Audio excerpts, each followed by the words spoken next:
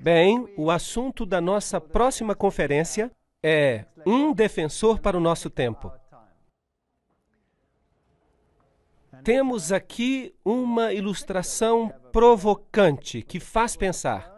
As tábuas da pedra e o dedo de Deus em segundo plano. E Êxodo capítulo 31, versículo 18 diz: E deu a Moisés, quando acabou de falar com ele no monte de Sinai, as duas tábuas do testemunho, tábuas de pedra escritas pelo dedo de Deus. Então Deus escreveu em pedra os 10 mandamentos, e os escreveu com o seu próprio dedo. Êxodo 32, versículo 16 diz: E aquelas tábuas eram obra de Deus, também as escrituras eram escrituras de Deus, colocadas por ele sobre as tábuas. De fato, há na Bíblia apenas algumas vezes em que Deus escreve. E nessas ocasiões, ele o faz com o próprio dedo.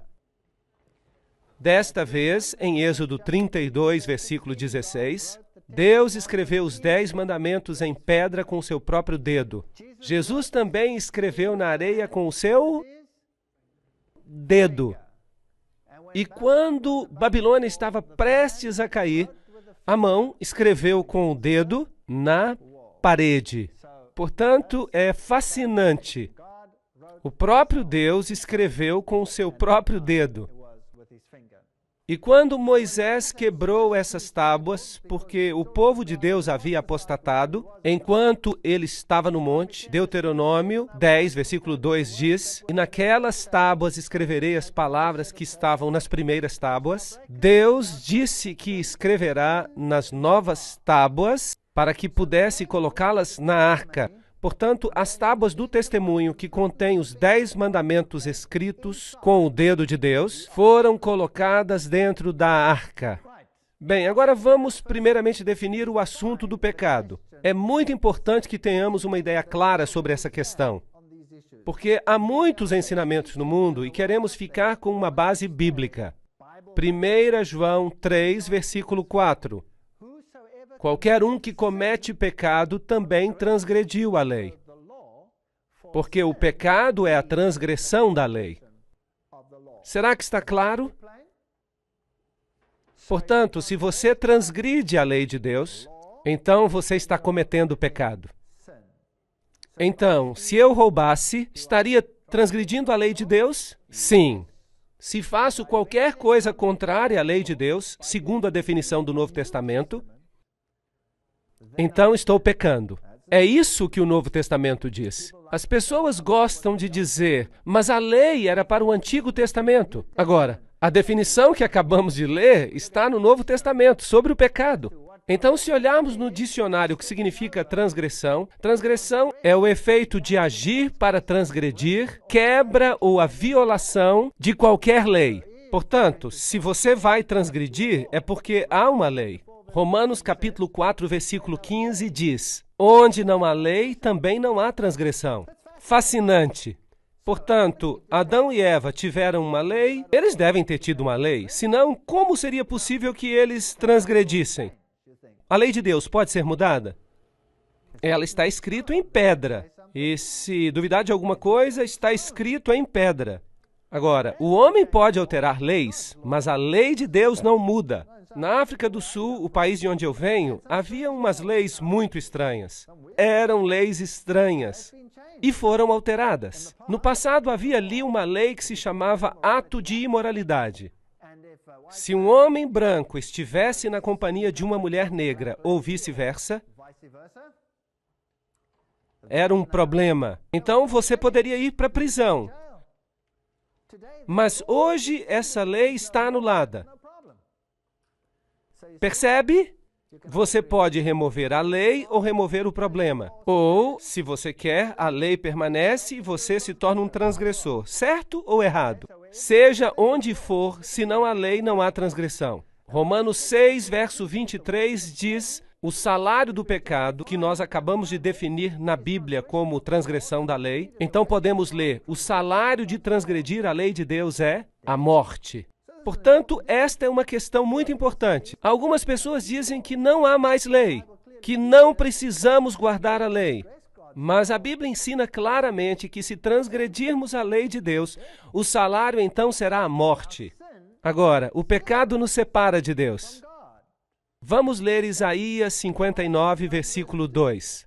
As vossas iniquidades, ou seja, os vossos pecados, fazem separação entre vós e o vosso Deus. Isso é importante. Algumas pessoas gostam de colocar essa definição de cabeça para baixo. Eu prefiro manter a definição assim como está na Bíblia. O pecado é a transgressão da lei. E se você peca, isso provoca uma separação. Portanto, fomos separados de Deus por causa do pecado. Mas há um meio de resolver esse problema. E esse meio é Cristo. Romanos 6, 23 diz que o salário do pecado é a morte, mas o dom gratuito de Deus é a vida eterna. Portanto, há duas possibilidades.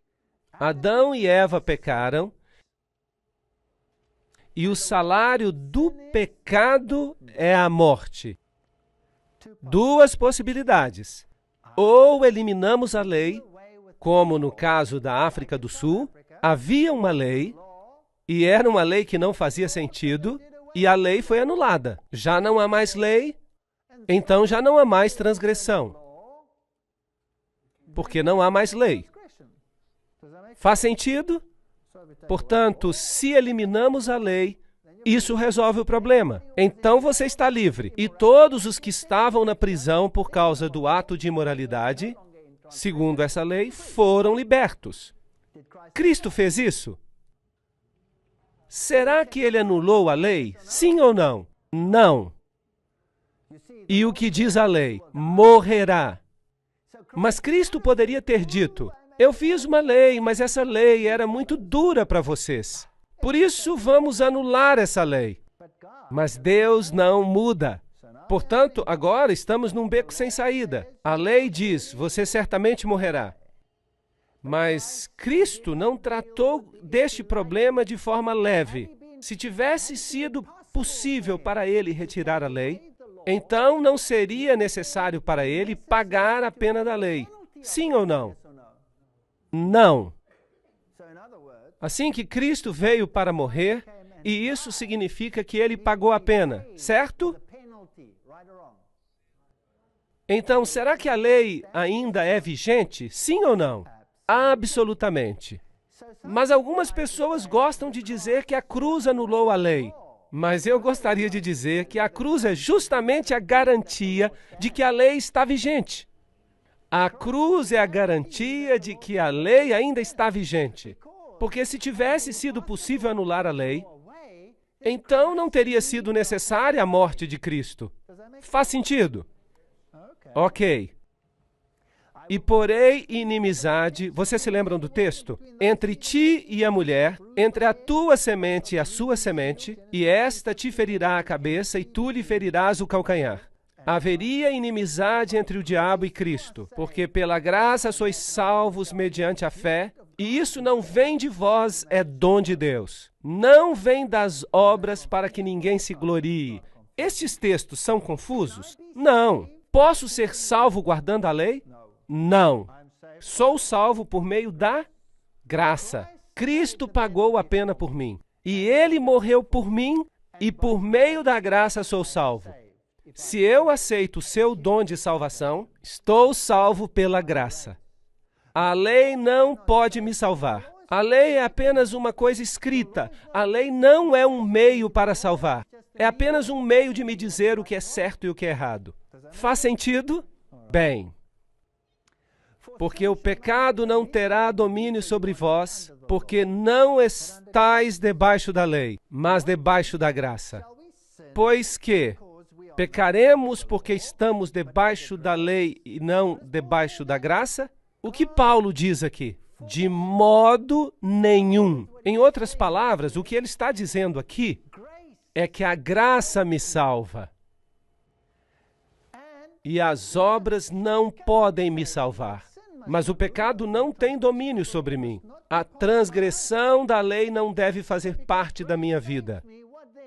Então, agora, por acaso posso pecar? Sim ou não? De modo nenhum. De modo nenhum. A graça estabelece a lei. Eu olho para a cruz e digo: uau, Senhor, por que tiveste que sofrer e morrer por mim? E o Senhor me responde: porque tu és um transgressor, e a lei exige que morras. Por isso eu paguei o preço por ti, e fiz justiça.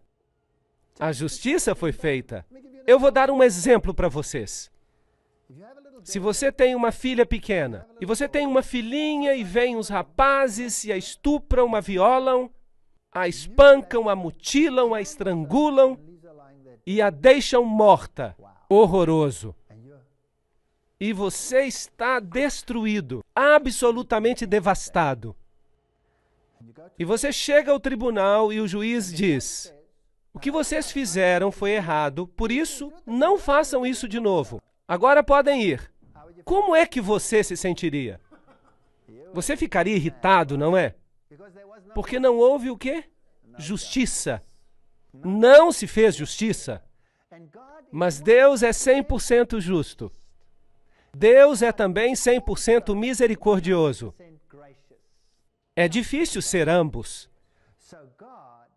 Por isso, Deus tomou sobre si a pena e pagou o preço. E morreu. Será que Ele exige a sua morte também? Agora, esta é uma pergunta difícil. Ele exige que você morra. E que tipo de morte Ele exige? Ele exige a morte do velho homem do pecado. Em outras palavras, o velho eu tem que morrer. E o novo eu deve renascer da morte em Cristo, por meio do seu poder e da sua ressurreição. E o novo homem será transformado, e o novo homem transformado em Cristo, vamos então caminhar em Cristo por esta estrada, o caminho da nova estrada nesta vida, e Cristo nos dará a força para fazer o que é certo. Temos uma segunda oportunidade. Temos uma segunda oportunidade, mas, voltando ao exemplo do assassino, que é condenado à morte, então ele se arrepende completamente. E ali está ele. E alguém está disposto a trocar de lugar com ele. E ele tem uma segunda oportunidade. O que fariam estes homens? Será que eles sairiam para matar outra vez? Ou será que considerariam que têm uma nova oportunidade? E diriam: é melhor caminhar por um caminho melhor. Por isso, Deus proíbe que a graça anule a lei.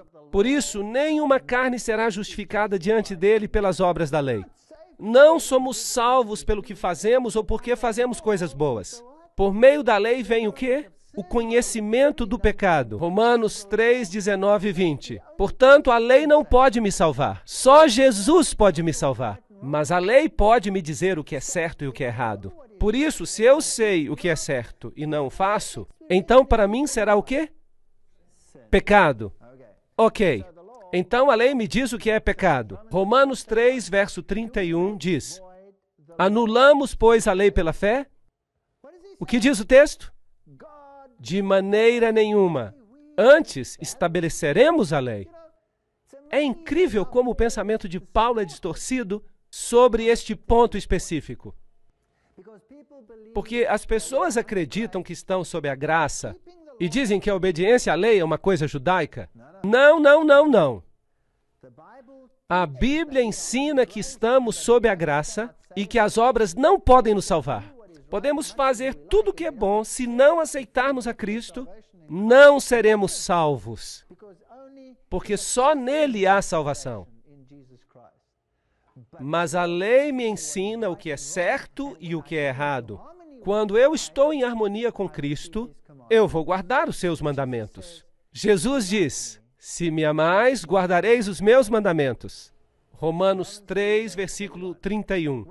E assim a lei é santa e o mandamento santo, justo e bom. Romanos 7, versículo 12. Portanto, a Bíblia me ensina claramente que a cruz não substitui a lei. Em vez disso, ela a estabelece. Estabelece a autoridade da lei. Porque se tivesse sido possível tirar a lei, então Cristo não precisaria ter vindo para morrer.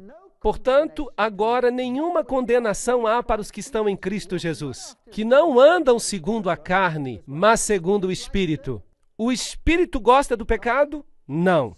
O Espírito não gosta do pecado. Assim que, se você está em Cristo, dizendo ao Senhor, quero fazer a tua vontade, mostra-me o que é certo e o que é errado, e a fazer o que é certo. O pecado quebrou essa relação e Deus fez para Adão e para sua mulher túnicas de pele para vesti-los. Gênesis 3, versículo 21. É que eles tinham perdido as suas vestes de justiça. E Deus, na sua misericórdia, disse, vou cobri-los outra vez. E Ele lhes dá a promessa do Messias, que os recobre de justiça. Assim, o primeiro símbolo da morte foi um animal que morreu. Certo ou errado? Sim, o animal morreu e se tornou um tipo de Cristo, que iria morrer por nós. Agora vamos dar uma olhada em outra lei, que é a lei cerimonial e dizia respeito a todas as festas, regras e regulamentos que Israel tinha que cumprir. Agora, lembre-se, os 10 mandamentos foram escritos como? Lemos que pelo dedo de Deus. Foram escritos em pedra. E onde é que tinham que ser postos? Na arca. O cerimonial da lei foi escrito por Moisés e colocado ao lado da arca. Vamos ler cuidadosamente. E aconteceu que Moisés, tendo acabado de escrever num livro todas as palavras desta lei, quem escreveu? Moisés. Foi num livro. Num livro, não foi em tábuas de pedra. E quando foram acabadas, deu ordens aos levitas que levassem a arca para o Senhor, dizendo, tomai este livro da lei. Que livro? O livro da lei. E ponde ao lado da arca da aliança do Senhor vosso Deus, para que ele esteja por testemunha contra ti. Agora lembre-se, grave isto na memória. É bom memorizar a palavra de Deus. Uma tem que estar ali e é o livro da lei, está fora e serve como testemunho contra nós. A lei cerimonial é um testemunho contra nós. Assim que esta lei nos diz algo acerca de nós mesmos. Certo ou errado? Ela nos diz que somos pecadores. A lei dos 10 mandamentos nos diz o que é pecado. Mas esta lei nos diz qual é a nossa parte neste processo. Ela nos indica a solução. Ela nos aponta para a solução. Existem 2 leis diferentes. Portanto, uma estava nas tábuas de pedra, escritas pelo dedo de Deus e colocadas na arca. A outra foi escrita em pergaminho, como um livro da lei, e colocado ao lado da arca. Agora, a lei moral está na Bíblia. São os 10 mandamentos, que em Tiago são chamados de lei real. São chamados de lei da liberdade, não a lei da escravidão. Vou lhes dizer algo. Se todo mundo neste planeta guardasse os 10 mandamentos, todos seríamos livres, certo? Você poderia sair de casa, entrar no seu carro, sem ter que fazer seguro, nem precisaria de chave, bastaria entrar no carro, pisar no acelerador, não precisaria olhar para a direita ou para a esquerda, por medo de alguém lhe golpear a cabeça. Você estaria livre se todos obedecessem à lei de Deus. Certo ou errado? Ok. Êxodo 31 diz, era a mesma escritura de Deus esculpida nas tábuas. Deuteronômio nos fala que foi posta dentro da arca. 1 João 3, versículos 4 a 8 e Romanos 4 dizem que a lei existia antes do pecado. Não foi por acaso que se diz, onde não há lei não há transgressão, porque Adão e Eva transgrediram. Portanto, deveria haver uma lei, certo? Romanos diz que o objetivo da lei é revelar o pecado, porque pela lei vem o conhecimento do pecado. Deuteronômio 5:22 e Salmo 19:7 e Romanos 7 e muitos outros textos dizem que a lei é completa, é perfeita, é santa, é justa. e boa. Isso é o que diz acerca da lei de Deus. E Salmo 111, versos 7 e 8, diz que permanecem para sempre os mandamentos. Vamos dar uma olhada na lei cerimonial. Ela é chamada de lei dos mandamentos que contém as ordenanças. Efésios 2:15, Hebreus 9:10. Foi escrita por Moisés e foi posta no livro da lei. Acabamos de ler isso.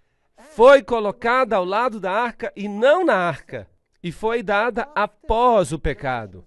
Gálatas 3:19. A lei foi acrescentada por causa da transgressão. Portanto, a transgressão requer que exista uma lei. Assim que outra lei foi acrescentada por causa da transgressão. Portanto, temos duas leis. Uma lei é cerimonial e a outra é moral. E o objetivo era revelar o remédio para o pecado. Levítico 6, 1, 6 e 7, João 7:29, Mateus 27:51. É temporária e caducará.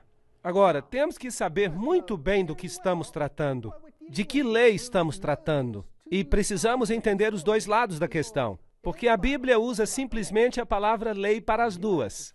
E você precisa descobrir a partir do texto se ele está falando acerca da lei cerimonial ou da lei moral. É difícil e você pode ficar muito confuso se você não conhece exatamente esta definição. Você tem que conhecê-la com exatidão, de modo que, assim como era, havia uma lei moral que estava dentro da arca e acima da arca havia uma cobertura de ouro que era chamada de propiciatório. É algo maravilhoso. Vamos estudar sobre isso daqui a pouco. E também o livro da lei escrito por Moisés com todas as leis cerimoniais e posto ao lado da arca. Existem 4 evangelhos escritos na Bíblia. São os evangelhos de Mateus, Marcos, Lucas e João. E as pessoas perguntam, por que as histórias se repetem? Qual é a vantagem disso? Pois bem, há muitas vantagens, porque cada um tem um ponto de vista diferente. Mateus fala sobre Cristo, o Rei. Marcos fala sobre Cristo, o servo. Lucas fala sobre Cristo, o homem. E João fala de Cristo, o divino. Portanto, aqui há vários aspectos da divindade. Agora, vamos dar uma olhada nos 5 livros de Moisés e vejamos. Gênesis é o livro das origens, a queda e a promessa da redenção. Assim que Cristo está aí. Êxodo, Cristo no santuário. E vamos tratar deste tema também. Ele é incrível, maravilhoso. Levítico, Cristo nosso sacrifício. O Cordeiro de Deus que tira o pecado do mundo. O Cordeiro representa quem? Representa a Cristo. Portanto, Levítico é Cristo, nosso sacrifício. Números é Cristo, o nosso guia. E Deuteronômio, Cristo, a nossa recompensa. Portanto, os 5 primeiros livros da Bíblia nos dão o plano da salvação, sob a forma de um esboço. Nos falam da lei, e a lei cerimonial nos fala sobre o remédio para o pecado. E já que a solução está em uma pessoa, todos esses textos falam apenas de um único indivíduo, e este é Jesus Cristo. Vejamos se podemos encontrar isso. Gênesis capítulo 26, versículo 5. Um texto fascinante. Porquanto Abraão obedeceu a minha voz e guardou o meu mandado e os meus preceitos e os meus estatutos e as minhas leis. Olhem! Há pessoas que dizem que os mandamentos foram apenas para os judeus e que foram dados no Sinai, nos 10 mandamentos em tábuas de pedra. Certo ou errado?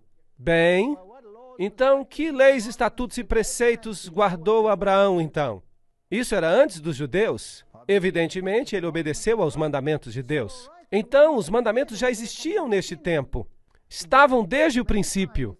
Mas como os homens não são muito bons de memória, eles foram dados em pedra novamente para a posteridade. E Jesus disse, eu tenho guardado os mandamentos do meu Pai e permaneço no seu amor. Jesus deixou um exemplo. Ele obedeceu aos mandamentos. Jesus diz, não cuideis que vim destruir as leis. Ele se refere aqui ao Pentateuco, os 5 primeiros livros de Moisés, os livros que continham as leis dos 10 mandamentos. Assim que nem um jota, nem um tio seriam omitidos. E isso inclui os 10 mandamentos. E os profetas, tudo isso que foi dito pelos profetas. Não vim destruir, mas cumprir. Porque em verdade vos digo que até que o céu e a terra passem, nem um jota nem um tio se omitirão da lei, sem que tudo seja cumprido. Assim que, se você olhar para Jesus, você vai ver que ele não veio mudar nada. Ele veio cumprir. Aqui está o cumprimento da lei cerimonial, e ele é a solução para o pecado. E ele veio porque a lei dos 10 mandamentos havia condenado a todos os homens à morte. Mas ele veio para fazer justiça e pagar o preço. Portanto, na cruz, a justiça e a misericórdia se encontraram. Incrível! Jesus diz, é mais fácil passar o céu e a terra do que cair um tio da lei. Lucas 16, verso 17. Você percebe que a lei permanece? Sim ou não? Ok. Já esclarecemos isso. 1 João 5, verso 3. Este é o amor de Deus, que guardemos os seus mandamentos.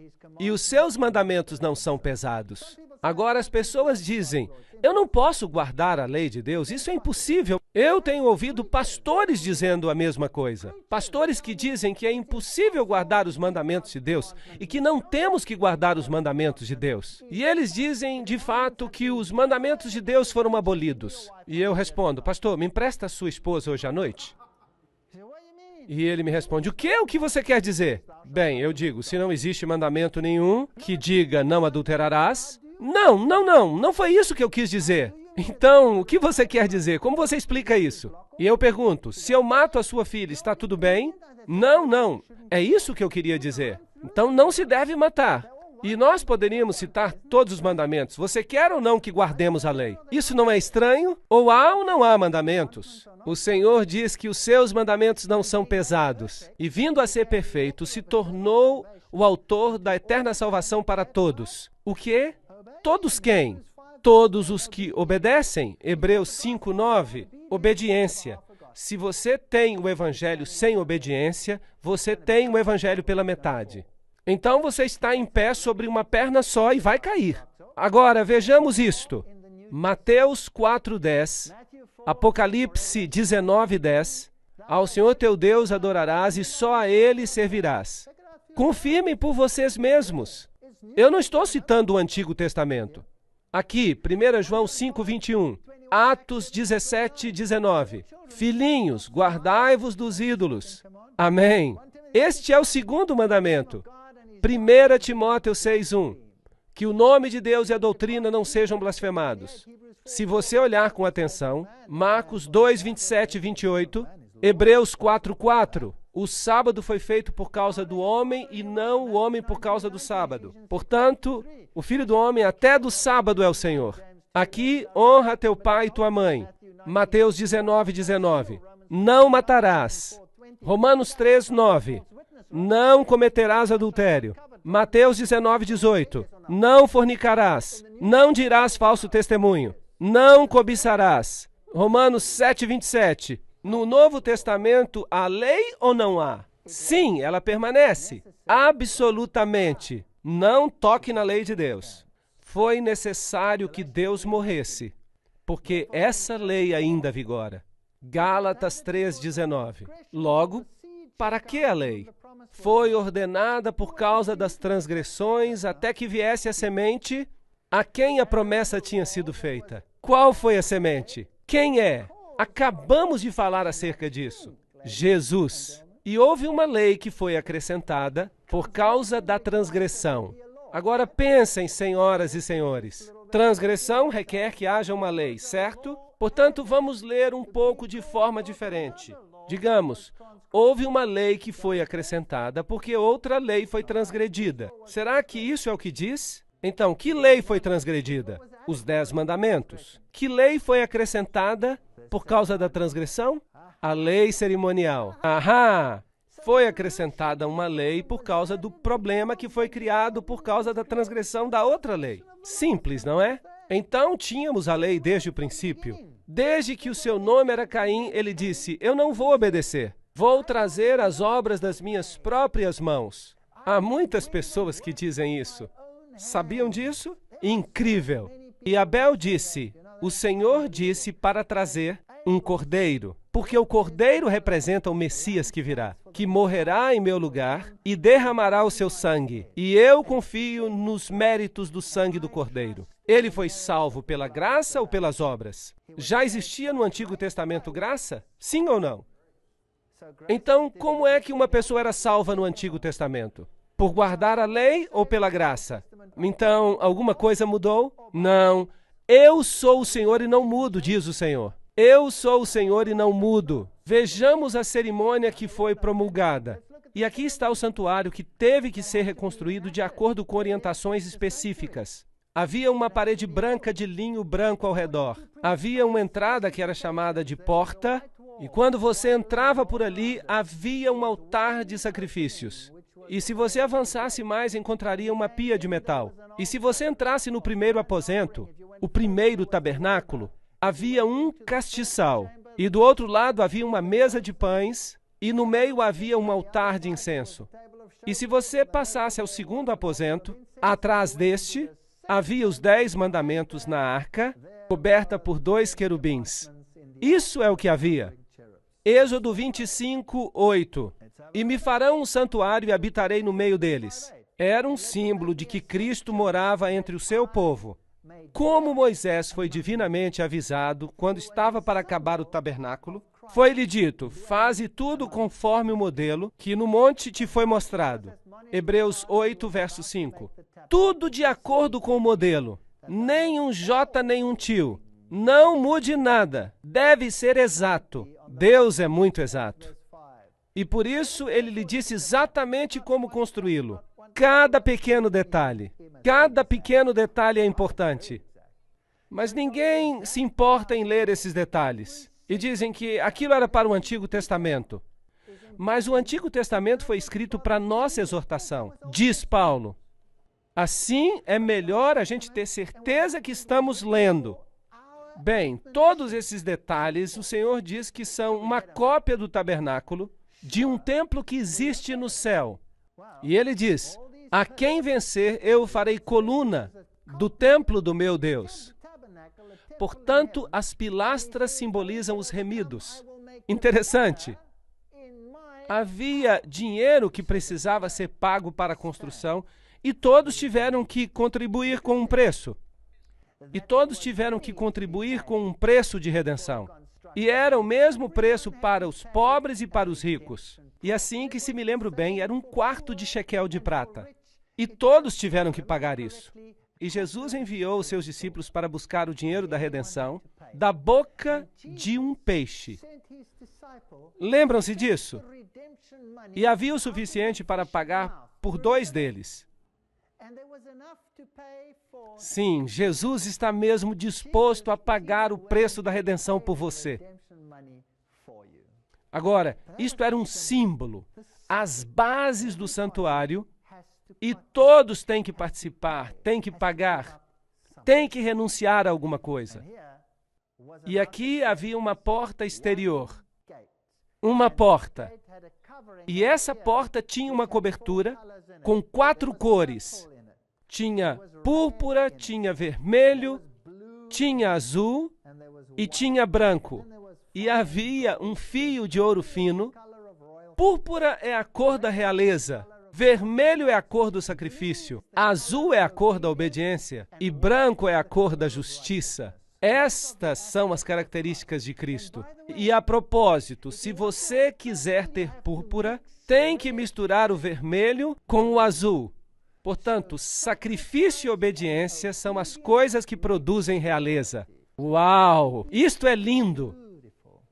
Jesus diz: eu sou a porta, e ninguém vem ao Pai senão por mim. E se você não entra por essa porta, ele diz, não tem parte comigo. Então, Jesus é a porta. Havia apenas uma dessas portas, mas depois havia uma outra por aqui. Esta era chamada de porta, e era do mesmo material. E depois havia outra no interior que tinha o mesmo material, as mesmas cores. Portanto, Cristo é identificado como a porta, e com as cores, e com o véu entre o primeiro e o segundo aposento. E se você vem por aqui, a primeira coisa que você vai encontrar é o altar do sacrifício. E o que acontecia ali? Um sacrifício. E a quem se representava nesse sacrifício? A Cristo. Então, o linho branco em volta é a justiça de Cristo. Quando você passa pela porta, em outras palavras, quando você aceita a salvação por meio de Jesus Cristo, é envolvido pela justiça de Cristo. Isso é lindo. É isso que se chama justificação. Você se encontra diante do altar de sacrifício e há um cordeiro e você é testemunha do sacrifício do Filho de Deus em símbolo para tirar os seus pecados. Hebreus 9:24 diz que Cristo não entrou no santuário feito por mãos humanas, figura do verdadeiro, porém no céu mesmo, para agora comparecer por nós diante da face de Deus. Portanto, o santuário terrestre era uma cópia do santuário celestial, onde Cristo é o nosso sumo sacerdote. Hebreus 9, verso 8 diz: o caminho do santuário não estava descoberto enquanto se conservava em pé o primeiro tabernáculo. O ministério de Jesus no céu só podia começar depois que o seu ministério na terra fosse concluído. Como é que nós sabemos disso? Porque no santuário terrestre não era autorizado ao sacerdote que entrasse no primeiro aposento até que o sacrifício tivesse sido feito. Havia um cordeiro e havia um carneiro da consagração. O cordeiro representava Cristo no início do seu ministério e o carneiro representava Cristo no final do seu ministério. E se o carneiro da consagração era sacrificado, aí o sacerdote era autorizado a entrar no lugar santo. E a Bíblia nos diz que Cristo não entrou com sangue de cordeiros ou carneiros, mas com o seu próprio sangue. Portanto, este serviço era interpretado como a garantia da vinda do Messias. É um simbolismo lindo. Símbolos que servem de exemplo e sombras das coisas celestiais, como Moisés foi avisado divinamente. Hebreus 8:5.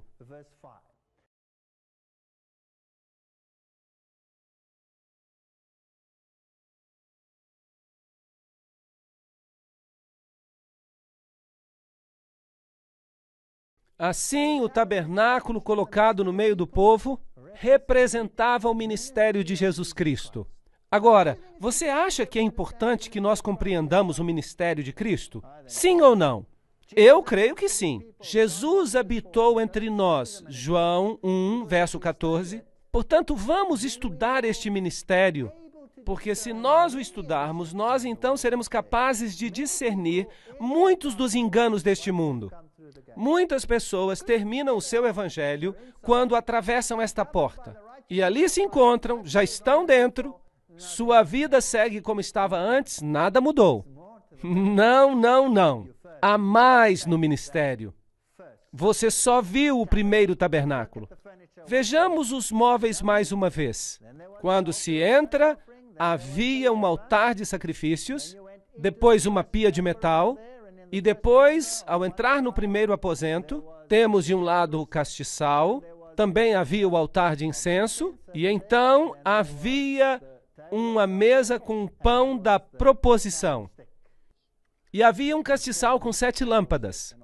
E no aposento interior estava a Arca da Aliança. Portanto, o pátio exterior representava a terra, e a porta e o véu representam as 3 dimensões do ministério de Cristo. 3 dimensões e não apenas uma. Havia 4 pilastras para o véu, 4 coberturas, 4 cores, 4 ingredientes no pão da proposição. 4 é o número da terra, da plenitude da terra. Norte, sul, leste e oeste. Toda a terra está coberta por esta redenção. 48 tábuas, 60 pilastras, múltiplos de 144.000. As bases foram feitas de prata, como está dito. Tudo feito a partir do dinheiro da redenção, porque ninguém pode colocar um outro fundamento ao que está posto, que é Jesus Cristo. Ele é o fundamento. 5 barras seguram a estrutura. 5 fatores mantêm a unidade do Espírito. Lembram-se? Há um só corpo, um só Espírito, um só Senhor, uma só fé e um só batismo. E um só Deus e Pai de todos. 5 fatores que garantem a unidade do santuário. Agora vamos ao sacrifício. Trazia-se o cordeiro e o pecador se apresentava diante do cordeiro. E o que é que ele tinha que fazer? Ele tinha que colocar a sua mão por cima do cordeiro e em seguida o cordeiro era morto e a gordura era removida e queimada. A gordura é um símbolo do pecado. E queimar a gordura era uma purificação do pecado. Portanto, a gordura que está nas partes interiores, envolvendo os órgãos internos, torna-se um símbolo do pecado, que é queimado em Cristo. Lindo simbolismo. O cordeiro era atado aos chifres do altar. Cristo é o cordeiro que é atado para o sacrifício. E ele se torna o seu sacrifício. Assim, o cordeiro era atado com uma corda e era preciso que se sacrificasse o cordeiro. Era necessário que a pessoa tomasse parte disso. Você causou a morte de Cristo, o Cordeiro. O sumo sacerdote tomava o sangue e o sumo sacerdote, em certo sentido, levava o sangue do Cordeiro que purifica dos pecados e o próprio sumo sacerdote, que era também um símbolo de Cristo.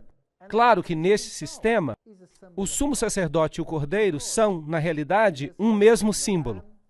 Mas, naturalmente, o cordeiro acaba morto depois do processo. Então, o sumo sacerdote representa Cristo. Em certo sentido, o Cristo ressuscitado. Levítico 4, 27 a 31 diz que se alguma pessoa do povo desta terra pecar por ignorância, atentando contra algum dos mandamentos do Senhor, então trará como sua oferta uma cabra sem defeito, pelo pecado que cometeu, e lhe porá a mão sobre a cabeça, para se tornar uma oferta de expiação pelo pecado, e a oferecerá no lugar do holocausto.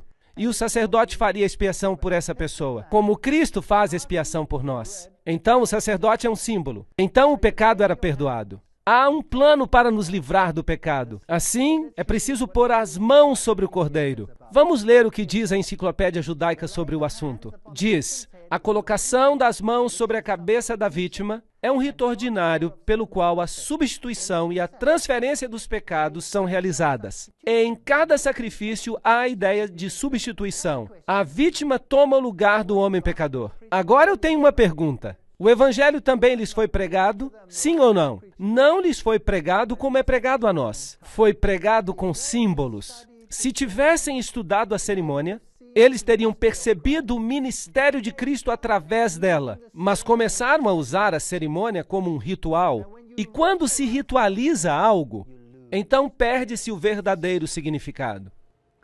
Então o sumo sacerdote, o cordeiro, o sangue, tudo aponta para Jesus Cristo, que é o Cordeiro de Deus que tira o pecado do mundo. João 1, verso 29. Ei-lo, olhem para ele. Aí está a tipologia. É fascinante. Quando Abraão teve que sacrificar a Isaque, e ele tinha que fazê-lo no Monte Moriá, o mesmo monte onde depois o templo foi construído. E o templo representa o santuário, o ministério de Cristo. Quando se escavava o Monte Moriá, percebeu-se que Salomão criara uma pedreira de onde se tiravam blocos de pedra. E isso criou um vale entre as duas colinas. E uma colina foi chamada de Gólgota. É fascinante que o Monte Moriá era uma colina e que Jesus morreu no Monte Moriá. Uau! Ele morreu no mesmo monte, simbolizando a morte do Cordeiro. Meus filhinhos, estas coisas vos escrevo para que não pequeis. Mas se alguém pecar, temos um advogado junto ao Pai, Jesus Cristo justo. Portanto, Cristo morreu, e agora que ele morreu, ele ressuscitou e se tornou um advogado para nós. Então, o trabalho de Cristo terminou na cruz, ou Jesus continua fazendo algo? Ele ainda está fazendo o seu trabalho. Sim, o preço do pecado foi pago plenamente, mas a obra de Cristo não está terminada ainda. Cristo é ainda o advogado, nós podemos encontrar salvação nele. Mas ele foi ferido por causa das nossas transgressões, moído pelas nossas iniquidades. O castigo que nos traz a paz estava sobre ele, e pelas suas pisaduras fomos sarados. Se confessarmos os nossos pecados, ele é fiel e justo para nos perdoar Devemos confessar a Ele? Sim ou não? Absolutamente. Vocês sabiam que há pregadores que dizem que não há nada mais malvado que possamos fazer do que falar sobre a natureza pecaminosa do homem? Se não falarmos do pecado, então não precisamos de uma solução. Poderíamos seguir sem Cristo, certo ou errado? Ok, todos estes símbolos representam um sumo sacerdote. Agora, aqui está a pia de metal. A pia de metal vinha logo após o sacrifício. Muitos sistemas religiosos vêm e querem aceitar a justiça de Cristo, vêm até a porta, aceitam o sacrifício expiatório na cruz, mas depois dizem, muito obrigado, agora estou salvo. Mas ainda falta lavar-se, sim ou não? A limpeza pelo renascimento, uma mudança deve ocorrer no caráter. Algo tem que acontecer. De modo que a pia de metal representa a lavagem por água. Ali está, e você se lavava na pia de metal, o sacerdote fazia isso como um símbolo, porque um tabernáculo estava preparado, o primeiro, em que havia o candelabro e a mesa e os pães da proposição. Isso se chama santuário. E o sumo sacerdote entrava nele diariamente, mas não sem sangue. Agora, isto é o que acontecia. Imagine isto. O pecador traz o cordeiro é abatido, as entranhas são queimadas, e o que sobra do cordeiro é finalmente queimado fora da cidade. E isso simboliza que Jesus ia morrer fora, que ele seria morto e eliminado fora da cidade. Então, o sumo sacerdote cozinharia uma porção, uma pequena porção como parte cerimonial, mas os críticos nos dizem que era do tamanho de uma ervilha, e ele tinha que comer. E simbolicamente, os pecados confessados ao cordeiro eram transferidos para o sumo sacerdote. Agora, ele simbolicamente levava os seus pecados como Cristo leva os nossos pecados. Agora, o sumo sacerdote fazia um sacrifício por si mesmo. Além de todos os pecados confessados que ele tomava sobre si próprio, ele levava aquele sangue e o levava para o santuário diariamente. E o colocava nas pontas do altar. Assim, um símbolo. Em símbolo, os nossos pecados foram removidos e colocados no registro do santuário. E a luz continuava queimando. A luz representa Jesus, a luz do mundo. Esta é uma representação da Arca de Tito, quando ele levou os móveis após a destruição de Jerusalém. E todas estas coisas foram levadas. Onde elas estão hoje? Deveríamos perguntar. Jesus diz, em João 8, versículo 12, eu sou a luz do mundo. Quem me segue não andará em trevas, mas terá a luz da vida. O óleo que estava na lâmpada é um símbolo do Espírito Santo, que difundiria a vida. E, através do Espírito Santo, a fumaça, o fumo do incenso subia com as orações dos santos, desde a mão do anjo até a presença de Deus. E isso tinha tudo que ver com Jesus. Portanto, o sacerdote queimava este incenso, e isso representava as nossas orações subindo a Deus e sendo aceitas por Deus, através de Jesus Cristo. Em seguida, havia um sangue que era transferido, ao se transferir o registro dos pecados para o santuário. Eu sou o pão da vida que desceu dos céus. Se alguém comer deste pão, viverá para sempre. E o pão que eu dou é a minha carne, que eu darei pela vida do mundo. Esta era a mesa dos pães. Pão sem fermentos, sem pecado. Agora, em outras palavras, se você entrava, estava coberto pela justiça de Cristo. Se aceitava o seu sacrifício, o sacrifício de Cristo, deveria ser lavado e renascer, e em seguida, o que você deveria fazer? Tornar-se partícipe da luz através do Espírito Santo. Jesus é a luz do mundo. A minha palavra, a tua palavra é o que ilumina os meus pés. É uma luz para o meu caminho. E se você não participar do corpo de Cristo, então Cristo não faz parte de você. Então você não tem parte com Ele. E você tem que falar com Deus através de Cristo. Portanto, Cristo se torna o seu amigo pessoal. Você come, dorme, bebe e anda com Ele. E isso se chama santificação. E a Bíblia diz que sem santificação não veremos a Deus. Não é suficiente dizer estou santificado, se você não quer saber nada do resto. Você tem que aceitar todo o pacote ou nada. É isso do que se trata. Portanto, a mesa dos pães da proposição representa a Cristo para o seu povo. Existem 12 pães, 12 tribos de Israel, 12 apóstolos. Os números têm muito significado. Os ingredientes do incenso representavam toda a humanidade. Hebreus 9, verso 3. Mas depois do segundo véu, estava o tabernáculo que se chama o Santo dos Santos. Agora, ali vamos ao lugar santíssimo. Já falamos bastante, por isso vamos balançar a cabeça para acordar. Estamos despertos? Muito bem. Porque agora nós vamos fazer algo realmente emocionante. Vamos olhar o segundo compartimento do tabernáculo. Dizem que o meu cabelo está todo despenteado. O que importa? Bem, o primeiro compartimento representa o compromisso diário com Cristo. A participação com a palavra, a participação na vida, a vivência de uma vida em Cristo. Mas ele também contém o registro de todos os nossos pecados confessados. Está claro para todos? Porque o sangue foi transferido para as pontas do altar, está certo? Portanto, contém o registro de todos os pecados. Eu quero lhes dar boas notícias. Vocês são felizes se o registro dos seus pecados for transferido e registrado no santuário. Vocês são benditos. Essas não são más notícias, são boas notícias. Porque os pecados registrados ali estão perdoados. Vocês sabiam disso? Todos os pecados que você confessou e foram transferidos para o Cordeiro e para o sumo sacerdote foram registrados no céu, são os seus pecados confessados. Então, um dia, quando o registro do céu estiver a ponto de ser expurgado e limpo de todo pecado, abrirão os livros e dirão: aqui estão os registros dos pecados de Walter Weiff. E haverá uma lista tão longa que ela se estenderá 1000 vezes ao redor do mundo. Eu espero. E o diabo dirá, porque ele é o acusador dos irmãos, certo ou errado? E o que ele vai dizer? Eu sei que este homem cometeu muitos pecados. Mas nós então olharemos para o registro e ali estará escrito: perdoados. Haverá algo mais? Não. Mas ele também fez isso. Sim, de fato, ele fez, está aqui.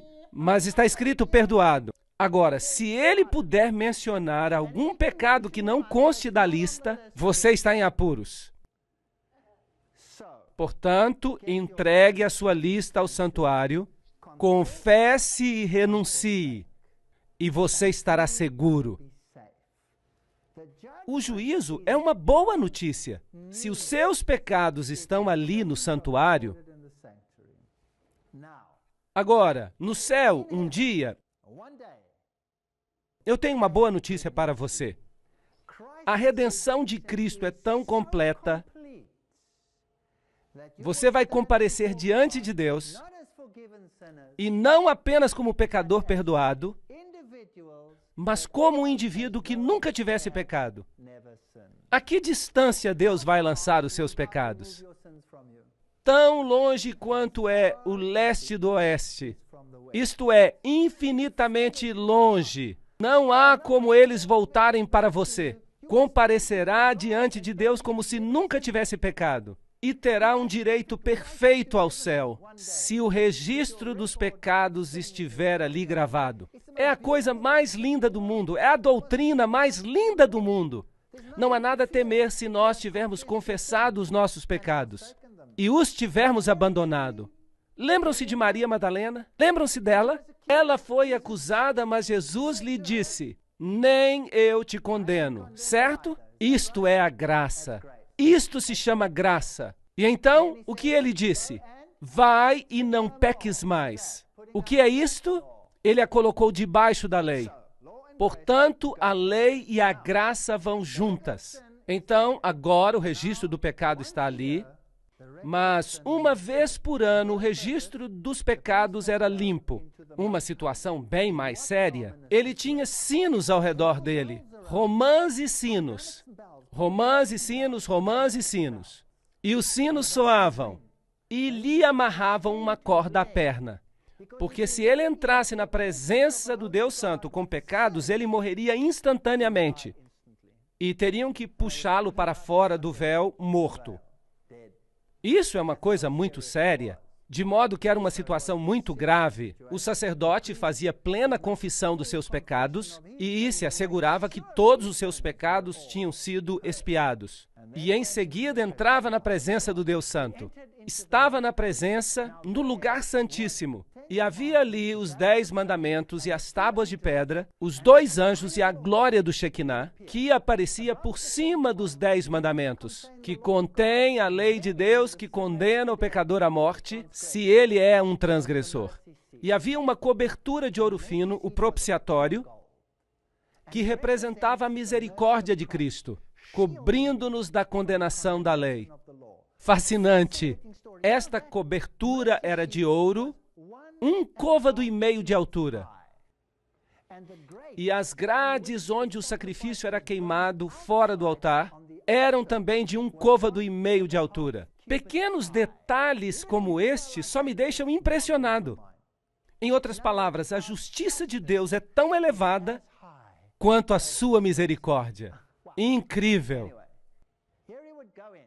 Aqui ele entrava e aspergia o sangue especial no véu, que continha, evidentemente, os 10 mandamentos. Muita paz têm os que amam a tua lei, e para eles não há tropeço. Salmo 119, 105. Olhem para os móveis. Havia o altar de sacrifícios, a pia de metal, em seguida, de um lado, a mesa dos pães da proposição, do outro lado, o castiçal, e então o altar do incenso, em seguida, a arca. Era em forma de cruz. Era em forma de cruz e a sua sombra. Lindo. Ora, quando estas coisas estavam preparadas assim, durante todo o tempo entravam os sacerdotes no primeiro tabernáculo cumprindo o serviço, representando a santificação na vida. Portanto, temos um grande sumo sacerdote, Jesus Cristo, Filho de Deus. Hebreus 4:14. Temos este privilégio hoje? Temos um sumo sacerdote assim, que está assentado à destra do trono, ministro do tabernáculo, do verdadeiro santuário, que Deus fundou e não o homem. Existe um tabernáculo que Deus fez? Sim ou não? Ora, as Escrituras existem para nos admoestar e para nos dar a verdade. A Bíblia diz que há um santuário. E por isso eu creio que existe um santuário. Mas vindo Cristo por seu próprio sangue, entrou uma vez no santuário, vendo executado uma vez uma eterna redenção. Hebreus 9, 11 e 12. Cristo é o sumo sacerdote. E o véu do templo se rasgou em 2, de alto a baixo. O sistema de sacrifício terrestre chegou ao fim. A lei cerimonial foi abolida. Por quê? Porque foi cumprida em Cristo. Se agora eu pegar um cordeiro e o sacrificar hoje pelos meus pecados, eu estou dizendo que o sacrifício de Jesus não foi suficientemente bom. Agora, os judeus querem reconstruir o templo, restabelecer o sistema de sacrifícios, não é verdade? Quero dizer que isso é uma blasfêmia. E jamais me lembrarei dos seus pecados e das suas iniquidades. Ora, onde há remissão destes, não há mais oferta pelo pecado. Tendo, pois, irmãos, ousadia, para entrar no lugar santíssimo pelo sangue de Jesus, pelo novo e vivo caminho, temos um novo pacto com Cristo, e é o mesmo que o antigo, mas este foi cumprido em Cristo. E agora eu olho para Jesus. Eu não tenho mais que olhar para os cordeiros e carneiros. Tenho que olhar para Jesus. Portanto, o templo foi realmente eliminado e deve continuar assim. Tempo para um novo templo é o que eles dizem, mas eu não penso assim. Porque Cristo não entrou num santuário feito por mãos, figura do verdadeiro, mas no próprio céu. Para que vamos construir um na terra se já há outro no céu? Para quê? Não faz sentido. Certo, então observemos este serviço. Cristo, oferecendo-se uma vez para retirar o pecado de muitos, aparecerá uma segunda vez sem pecado aos que o esperam para a salvação. Portanto, pode salvar perfeitamente aqueles que se aproximam dele e de Deus. Tudo que o sumo sacerdote usava, todas as suas roupas representavam a Cristo. A veste interior é branca como a justiça de Cristo. A exterior, o éfodo e todos estes símbolos. A porta, o portão, o véu, cada pedra, as 12 pedras, as 12 tribos, tudo remete ao tabernáculo. Mesmo o teto do tabernáculo. O revestimento exterior era de pele e representa a humanidade de Cristo. Em seguida, você tem as cores que estão associadas com as portas. Portanto, a pele de texugo simboliza a Cristo, que velou a sua divindade com a humanidade. Cristo Salvador, peles de carneiro, tingidas de vermelho, Cristo no seu sacrifício, a cobertura de pelos de cabra, a justiça de Cristo e no interior um revestimento real, azul, escarlate e púrpura. Cristo Salvador exaltado, isto é fascinante. Agora, as 7 festas judaicas anuais também estão associadas ao serviço do templo. Isto está tudo escrito na lei de Moisés. Havia o tipo e o antítipo. Havia a Páscoa judaica, que representava o sacrifício do cordeiro, representava a crucifixão. Notem que era no mês de Nissan, 14. Em seguida, havia a festa dos pães asmos, no dia seguinte. Este é Cristo, corpo de Cristo. Cristo na tumba, Nissan 15. E então tinha uma festa das primícias em Nissan 16. Assim temos 14, 15 e 16, os 3 dias da crucifixão, sexta, sábado e domingo da ressurreição. Assim que até nas suas festas anuais estavam celebrando a obra de Cristo. Isto é surpreendente, é incrível. E em seguida havia a festa das semanas, que era em Sivan 6. 50 dias depois, era o Pentecostes. E esse celebrava a doação da lei, as ferramentas da justiça, como é correto em termos de sua obediência. A graça provém de Deus, e agora estavam totalmente equipados, ao mesmo tempo em que foram enviados a pregar Cristo, a solução para o problema do pecado.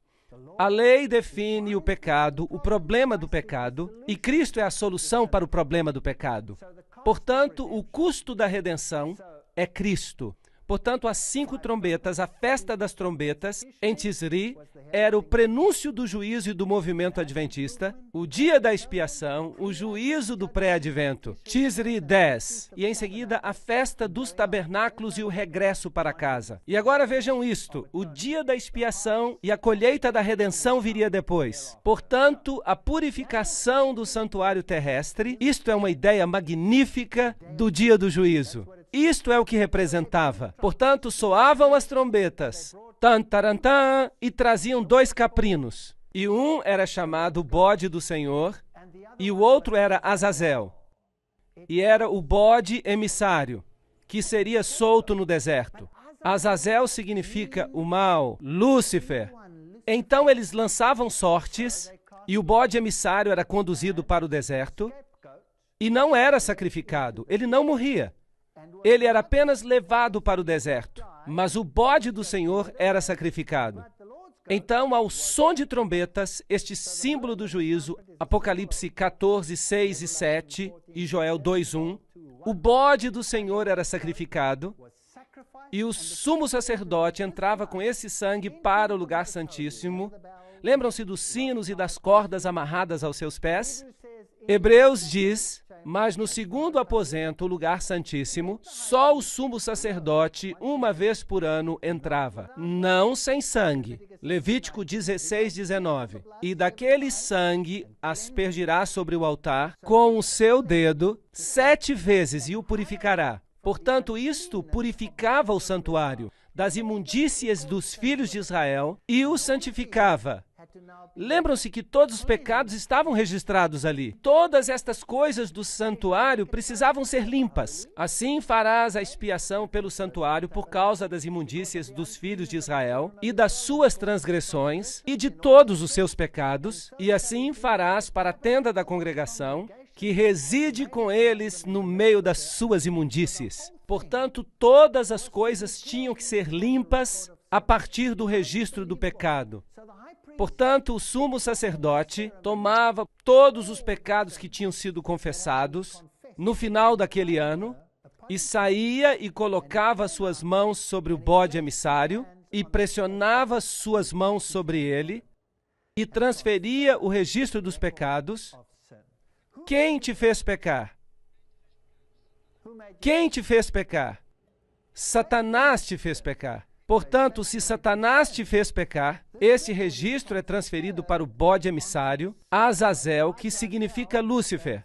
E ele um dia pagará o preço pelos pecados perdoados. Se você não confessou os seus pecados, quem pagará por eles? Você pagará. Agora, ele não se torna o portador do pecado porque a Bíblia diz: sem o derramamento de sangue não há o perdão dos pecados. Então ele é enviado ao deserto. Porque naquele dia se fará expiação por vós para vos purificar, e sereis purificados de todos os pecados, os vossos pecados diante do Senhor. Levíticos 16:30. Então, no dia do juízo, você estará diante de Deus com quantos pecados sobre si? Nenhum. Não é espantoso? Isto é fenomenal. A purificação por Jesus é total, de pé, diante de Deus, como se nunca tivesse pecado. A sua redenção é completa. Vinde então e arguí-me, diz o Senhor, ainda que os vossos pecados sejam como a escarlate, eles ficarão brancos como a neve. Ainda que sejam vermelhos como o carmesim, se tornarão brancos como a branca lã. Se confessarmos os nossos pecados, isso é muito importante, Ele é fiel e justo para nos perdoar os pecados e nos purificar de quanta injustiça? De toda a injustiça. Há pregadores que falam o oposto disso. Dizem que não há maior dano que possa ser feito do que pregar acerca da condição pecadora do homem. Mas temos que reconhecer e confessar os nossos pecados se desejamos ser participantes da salvação. Portanto, esse era um período de confissão final, de purificação, um tempo de juízo. E aqueles que não participavam eram cortados do povo. Esta é a mensagem do santuário, a purificação do santuário. E ele me disse, até 2.300 tardes e manhãs e o santuário será purificado. Daniel 8:14. Chegará um tempo em que Cristo entrará no seu segundo aposento e começará a purificação do santuário. E nós trataremos desta profecia dos 2.300 anos em uma outra conferência. Em 2.300 dias o santuário será purificado. Segundo a Bíblia, este julgamento tomará lugar. E eu continuei olhando e foram postos uns tronos até que o ancião de dias se assentou e se assentou o juízo e se abriram os livros. E eis que veio um como filho do homem e se dirigiu ao ancião de dias. E o fizeram chegar até ele, porque há determinado um dia em que há de julgar o mundo. Atos 17:31. É melhor que tomem nota do juízo. Está vindo. Segundo aos Coríntios 5:10. Porque todos precisaremos comparecer diante do tribunal de Cristo, para que cada um receba segundo o que tiver feito por meio do corpo, ou bem ou mal. Portanto, onde você gostaria que os seus pecados estivessem? Na sua cabeça ou nos registros do santuário? Ei, é melhor tê-los no registro do santuário. O Senhor julgará o seu povo. Há uma lista, e se essa lista for bem longa, bom, é bom para você. Mas se essa lista for curta demais, você pode estar em apuros. Portanto, examine-se a si mesmo se você está no Senhor. Eis que cedo venho e o meu galardão está comigo para dar a cada um segundo a sua obra. Apocalipse 22:12. A vinda do Senhor irá revelar estas coisas. Penso que não temos nada a temer. Os 2.300 dias têm um tempo específico. Começa em 457 a.C.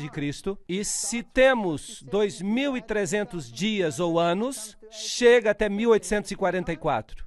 É um tempo interessante. É um tempo muito interessante. Foi nesta época que o Manifesto Comunista foi escrito, esta época em que foi divulgada a teoria da evolução ao mundo, precisamente em 1844. Foi esta época em que houve um grande choque entre o Messias e o não Messias. A música do mundo foi escrita sobre a criação. Temei a Deus e dai-lhe glória, porque é vinda a hora do seu juízo. Qual será a norma de julgamento? Vamos perguntar à Bíblia. Assim falai e assim procedei. Como devemos ser julgados pela lei da liberdade? A lei vai ser o padrão de julgamento. Tiago 2, verso 2. Vamos ouvir a conclusão de toda a questão. Eclesiastes 12, 13 e 14. Temei a Deus e guardai os seus mandamentos, porque isto é o dever de todo homem. Porque Deus há de trazer a juízo toda obra, e até tudo que está encoberto, quer que seja bom, quer que seja mal. Será que ouvimos muito falar sobre isso no mundo hoje? Não, não, não. Se me amais, diz Jesus, guardareis os meus mandamentos.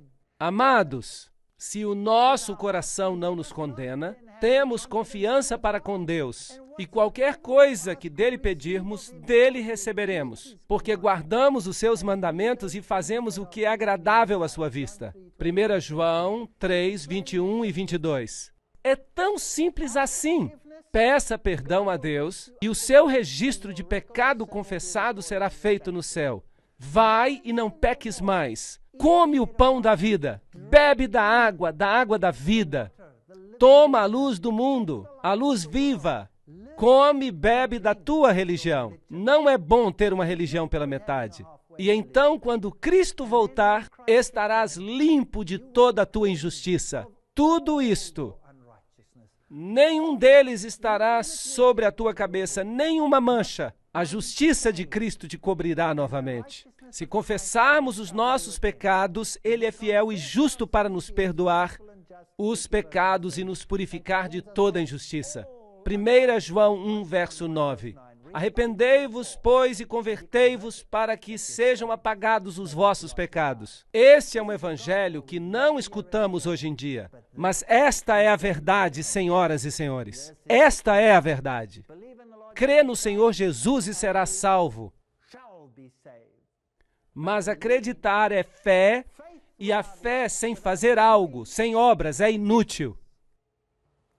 Quem é injusto, faça injustiça ainda. E quem está sujo, suje-se ainda. E quem é justo, faça justiça ainda. E quem é santo, seja santificado ainda. Apocalipse 22, 11. Muito em breve esse decreto vai sair, e a porta da graça fechará. E se você estiver no lugar imundo, será tarde demais. Você permanecerá imundo. Se você estiver do lado justo, permanecerá justo. E muito em breve o Senhor virá. O Senhor não retarda a sua promessa. Ele é longânimo para conosco, não querendo que ninguém se perca, mas que todos cheguem ao arrependimento. Às vezes eu me pergunto, quando eu vejo o mundo desta forma, Senhor, por que tu não vieste ainda? Há gente que diz que Deus vai ter que pedir desculpas a Sodoma e Gomorra se não voltar logo, porque as coisas estão tão más. Mas eu sei que o caráter de Deus é muito paciente. Aqui está a paciência dos santos. Aqui estão os que guardam os mandamentos de Deus e a fé de Jesus. Jesus virá em breve. Em breve virá sobre as nuvens. E esta é a minha oração. Que cada um de nós tenha um entendimento correto do que significa servi-lo. O serviço não significa simplesmente cantar aleluias. Significa aceitá-lo como Salvador pessoal. Meu Salvador pessoal e meu Rei. E um rei é alguém a quem tem que se obedecer. Não porque ele queira mandar em mim, não. Jesus, o Senhor, demonstrou que veio para lavar os pés, não é verdade? Ele não veio para dominar sobre nós, mas nos pede obediência porque isto é bom para nós, é o certo para nós. E ele diz, escreverei as minhas leis sobre os seus corações. Este vai ser o nosso novo pacto. E quando a lei estiver no nosso coração, vamos fazer o que é correto. Eu lhes asseguro que as suas relações vão melhorar. O amor uns pelos outros vai melhorar se voltarem para a obediência, regressando a um relacionamento de obediência a Deus. E não precisamos temer nada quanto ao juízo se tivermos confessado os nossos pecados. Nada. E quanto mais longa for a lista de pecados confessados no céu, melhor. Porque isso significa que todos estão lá e podemos renunciar e esquecê-los. Esta é a minha oração para vocês. Na palestra que se segue, vamos ver o outro lado da moeda, porque até agora eu tenho me esforçado para mostrar para vocês os critérios que a Bíblia apresenta quanto à salvação e um relacionamento com Cristo, e o que os dois implicam. Amanhã veremos as contrafações. Vamos identificar o anticristo pelo nome. E eu sei que alguns poderão ficar chocados ou ofendidos, mas se ficarem zangados, fiquem zangados comigo, mas não com a palavra de Deus. Podem até jogar tomates em mim, mas continuem vindo, continuem assistindo, alimentando-se da palavra. Vamos ver que é possível analisar tudo isso juntos. Muito obrigado.